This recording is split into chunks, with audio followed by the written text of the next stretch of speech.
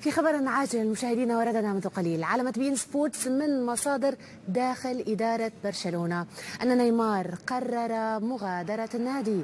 كما علمت بين سبورتس أن النجم البرازيلي نيمار لن يحضر إلى الدوحة عكس ما ذكرته وسائل إعلام مختلفة.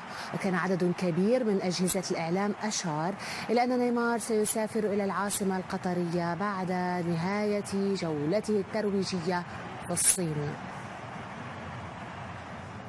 هذا وتفادى نيمار الحديث عن مستقبله خلال رحلته إلى الصين، على الرغم من عودة كافة عناصر فريق برشلونة إلى إسبانيا عقب نهاية الرحلة الإعدادية في الولايات المتحدة، إلا أن نيمار سافر إلى الصين للظهور في حدث إعلاني في مدينة شنغهاي، كما اشترك في جلسة تصوير لصالح إحدى العلامات التجارية التي ترعاه، هذا إضافة إلى حضوره عرضا للأزياء.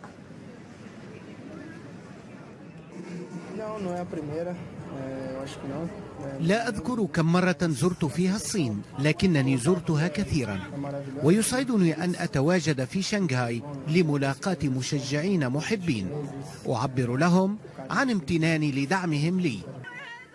أحب اللونين الأبيض والأسود، وأحب الألوان البسيطة.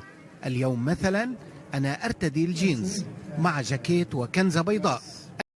البسيطة هي الأزياء المفضلة